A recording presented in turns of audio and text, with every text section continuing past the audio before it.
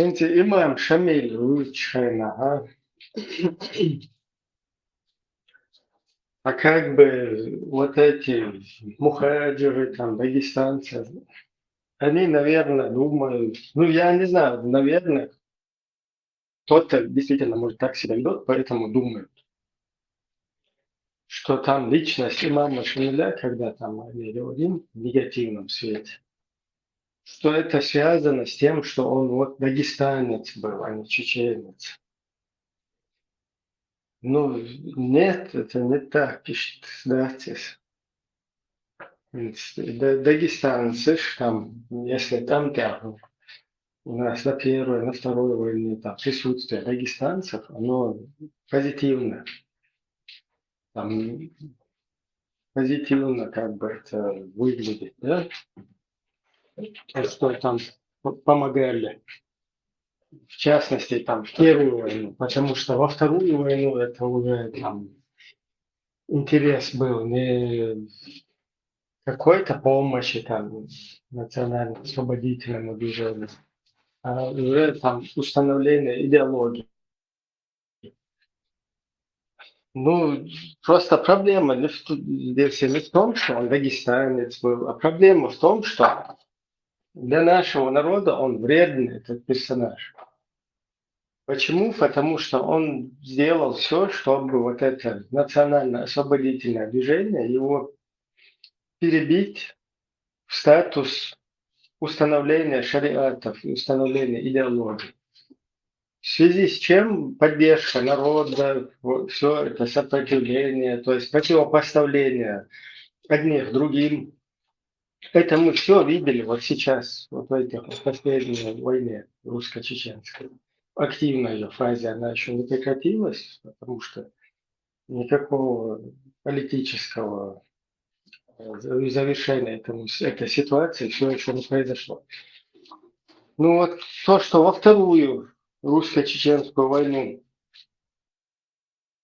происходило, точечно мы это видели. То есть, если в первую войну чисто национально-освободительное движение, оно четко вело свою борьбу, во вторую уже или ее можно даже целой одной войной назвать, да, потом вот этот период паузы двухлетней, когда нам начали распространять вот эти новые идеологии и противопоставили наш народ глобально друг против друга, уже появилась вот такая некая ненависть, некая там друг к другу уже враждебность. Что и повлияло, это я сейчас придумывать что-то не должен, там сами идеологи всего этого, Удугины, Джамали, Гайдары, всякие, Арабьев, вот это, потом все вот эти там Халимовы и прочие, кто в этом участвовал, они сами это прекрасно знают, и Дугина это четко своим курсантам рассказывают, как они эту операцию провели. И вот это вот, то, что произошло, там нового ничего не придумано. То есть национально-освободительное движение перебито в статус идеологического, и вот это противопоставление, оно послужило тем, что мы все как бы проиграли. Мы проиграли эту битву, мы как бы понесли поражение. В отличие от того, что в первую войну было. И вот то же самое произошло и в прошлом. И из-за того, что мы не сделали правильный вывод, не сделали правильный разбор полетов, правильно это не озвучили, правильно это полностью не изучили и не информировали свое общество, это повторилось. Поэтому это повторилось. Точно так же, как при имаме, как его русские называют, вот этот Мулла Шамиль, вот этот человек, которого дагестанцы вышвырнули из своего Дагестана, аварцы. И правильно сделали.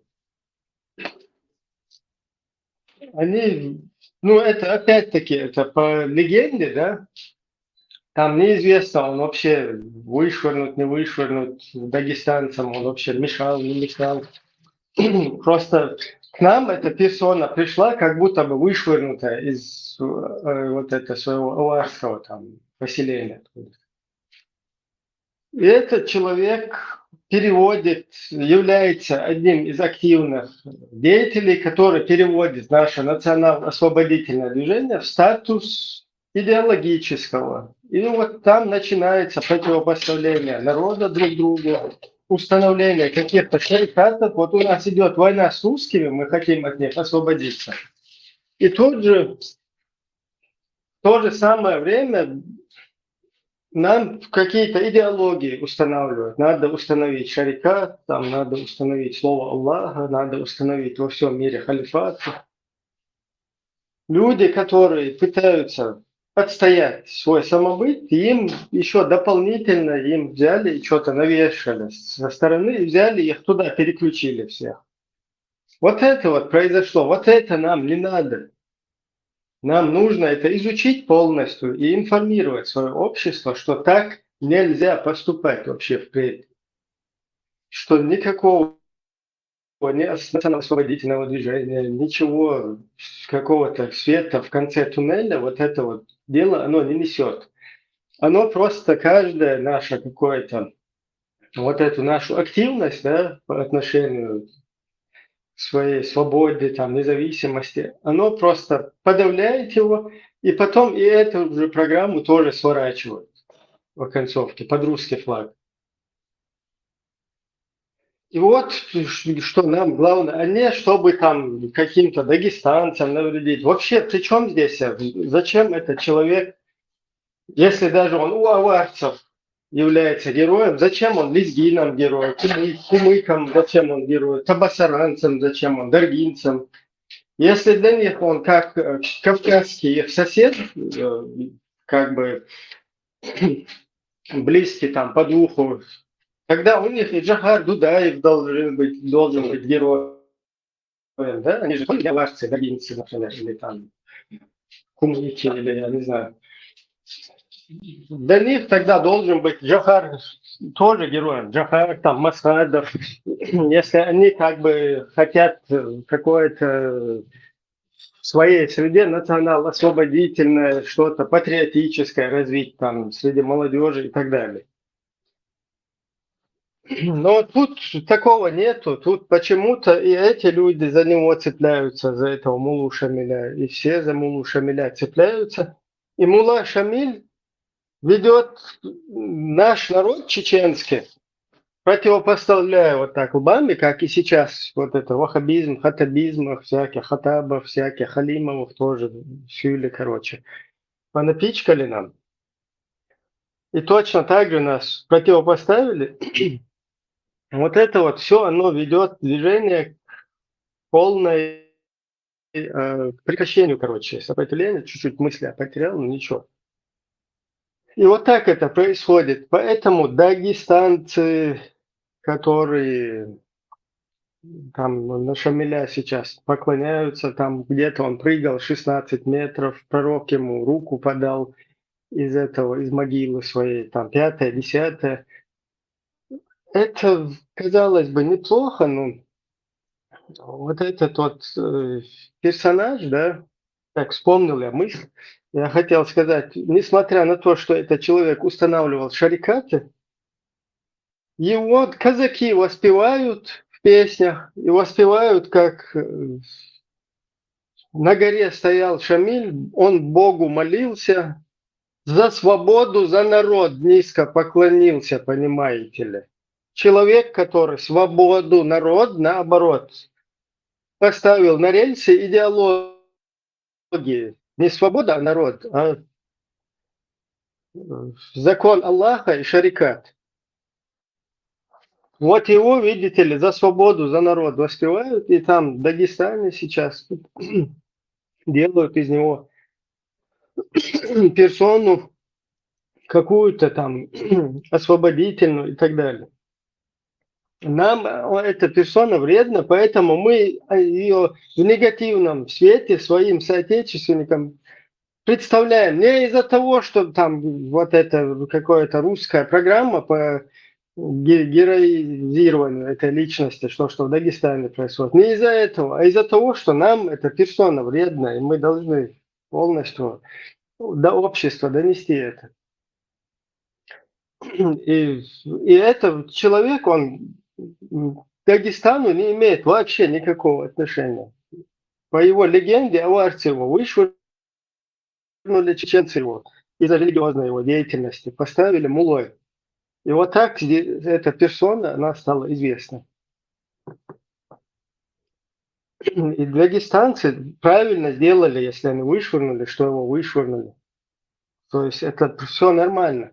Но если в Дагестане нужны какие-то герои, и какая-то нехватка героев для воспитания патриотического духа там в среде молодежи, я не знаю, ну, можно какого-то дагестанского человека-паука придумать, или дагестанского, я не знаю, железного человека, или какого-то там. Но взять эту персону, которая нам вредна, потом из нее делать, героизировать ее. И это делают люди, которые под русней находятся и никогда не хотят оттуда вылезать из-под этой русни. И эту персону героизируют, которая с этой русней чеченцы сражались, и эта персона была на их стороне в качестве мулы. Поэтому вообще с дагестанцами этой персоне говорить, я вообще считаю тупостью полностью. Потому что это наш человек.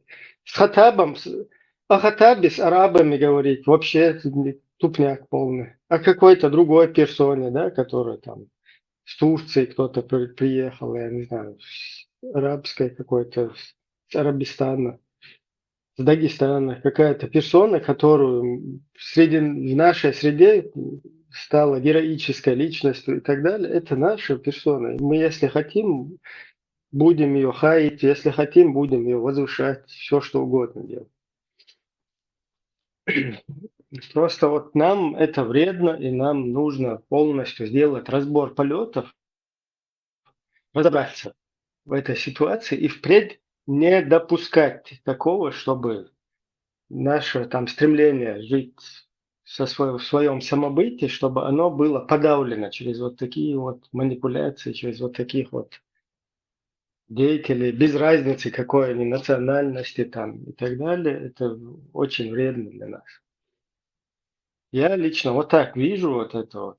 И, там дагестанцы, да, у нас может возникнуть какая-то непонимание какое-то, я не знаю, какое-то противоречие или конфликтная ситуация, потому что мы как бы вынуждены разъяснять, информировать деятельность и вот это разбирать вот эту вот всю как бы исторический вот этот вот момент, историческую вот эту личность.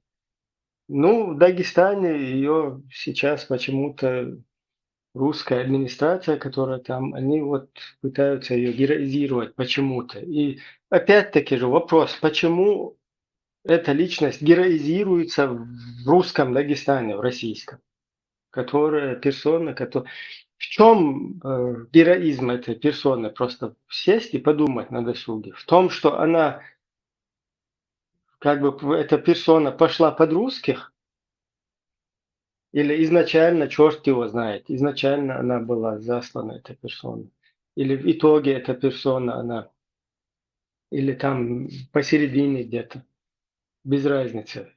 Вот его героизм заключается в том, что он с русней стал, короче, под русню пошел, потом там жил в этом особняке, там его дети где-то по Европе за кефиров, там замуж, дочки где-то выходили и так далее. Вот так вот.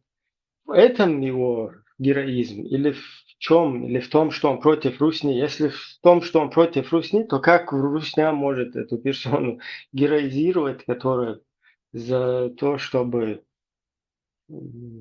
была на стороне чеченцев, которые сопротивлялись за свою независимость, свободу, против колониальной вот этой системы. Короче, вот Ибрahim, как-то так.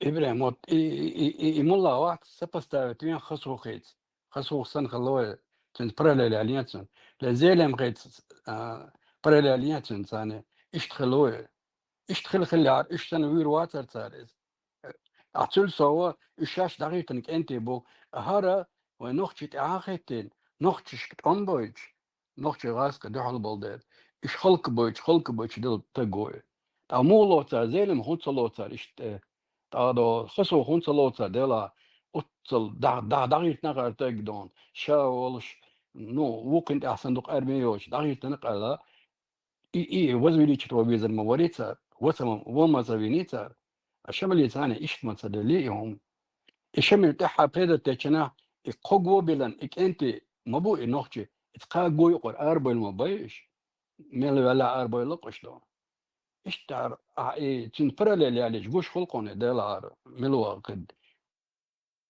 قد تيوش تاسق دون يونا حاجوش توشتو قار بدا например تشيلي مخكر أوكي أهرا شيء نسنت أولدو دل случаев اللهون تقارن تبيشو إيش دون ديلا أتصلت أون بياتون دول هاي تسأولش دون هاي دايا يا أرخان دون قاعدة هاي أوتك خلال زيلم هم تسويتر إبامي خلما اللي تنتارت يرت يستعدون خلصن يليتشو جيرتا يلا تيليتش أوجام إشتغلت ما يتر خصوها هرم ما تامش نستوش هون نقدي تنبول هون تأخذ تنسيل أتراد نخشك أنتي أي بريشر شغل ود ليل نخشي بيتن هوا دا يقدون بنتي وغويت قدا هم شكل دون سنة سمسقيت سنة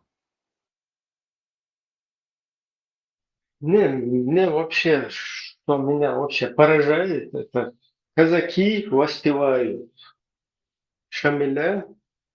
На горе стоял Шамиль, он Богу молился за свободу, за народ. То есть не за шариат и не за умму, а за свободу, за народ низко поклонился. И потом дальше идет песня о злых чеченцах, и это дети еще поют казахские, которые воспевают, что там по реке там плыл чечен, руки, ноги оторвало, без башки остался. То есть дальше про чеченов, которые за свободу, за народ, их воспевают вот так, типа там на казаков напоролся, там туда-сюда. А вот Шамиль, он за свободу, за народ низко поклонился. Шариатчик Шамиль. Ну, 29-й, там есть извилины еще в мозгу, чтобы понять, что происходит. И причем, зачем даргинцам, зачем кумылькам герой Шамиль, который воевал среди чеченцев, ну или мулил среди чеченцев,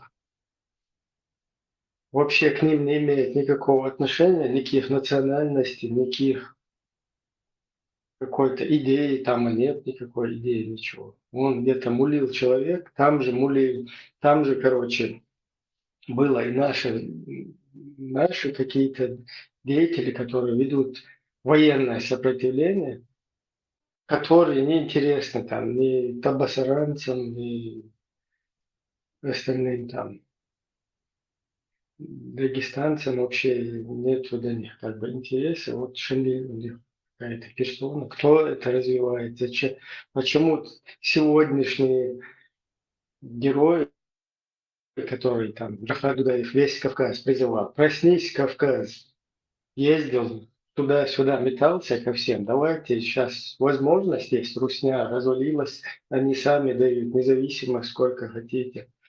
Давайте как бы Кавказ.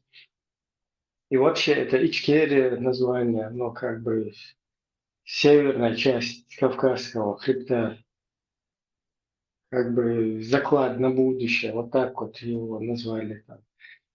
Южная часть Иберия там называлась раньше, вот северная Ичкерия, чтобы как бы для всех, даже чтобы Чечня, чеченцы на этом не зацикливаться. Никто вообще даже глазом не моргнул там. Все под русским миром как сидели, так и сидят. И тут вдруг у них мула, герой за свободу, за народ. Вообще, сами задумайтесь, почему у вас герой, зачем вам это, кто хочет это героизировать. Зачем Дагестанцы, которые вообще никакого отношения к Шамилю не имеют, они за него должны топить, а чеченцы, которые 25 лет мулой где прослужил, это человек, у которых, и которые подняли его, которых он в итоге, короче, под откос спустил. Зачем они должны говорить дагестанцам, он не герой, а дагестанцы нам, он герой? Что это за тупняк вообще? Кто такие дагестанцы? За Хаттаба, например, сейчас мы будем с иорданцами спорить. Иорданцы будут говорить, он герой, мы будем говорить, он не герой. Кто вы такие, эти иорданцы? Откуда вы взялись вообще? Чувак, к нам пришел чувак, мы его на голову себе посадили, героизировали его. А вы какое отношение к нему имеете, иорданцы? Там сидите где-то в своей дырке иорданской. Там покажите, проявитесь. Вот как-то так. А каким образом он может являться героем для дагестанцев, Ибрагим? Я это пытаюсь понять вообще, как, в чем он герой для дагестанцев, во-первых. Для тех, кто его героизирует, в чем он для вас герой? Может, просто национальный фактор, Ибрагим. Дина. Если нет героев, вот, например, у Дагестана 37 народностей, если нет героев, зачем аварцу по происхождению, который в Чечне стал известным, зачем его брать за героев, за героя?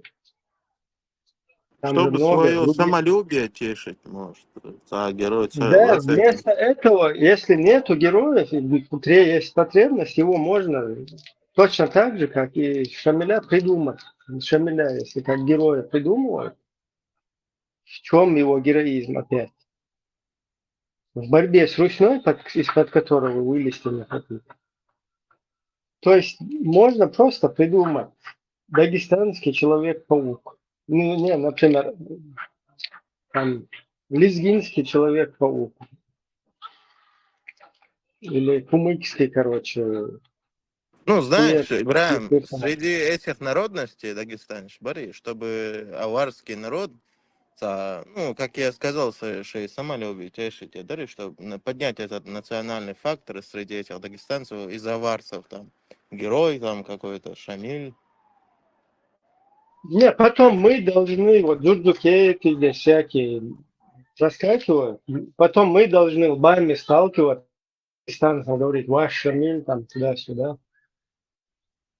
Какой ваш? Вы вообще кто такие?